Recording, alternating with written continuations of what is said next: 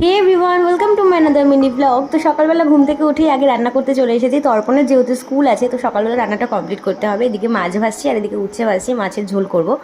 আর আজকে সকালবেলা একটা পার্সেল এসেছিলো, যেহেতু সামনেই পুজো, তো কেনাকাটা তো লেগেই আছে।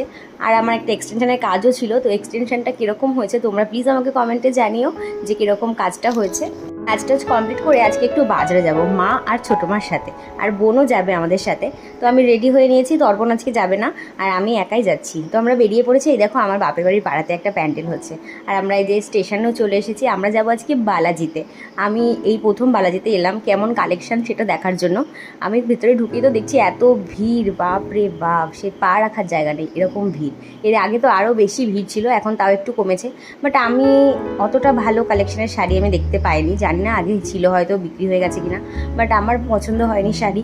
তো মন খারাপ করে আমরা সবাই মিলে বাড়ি চলে আসলাম। আমরা আর কিনলাম না সেখান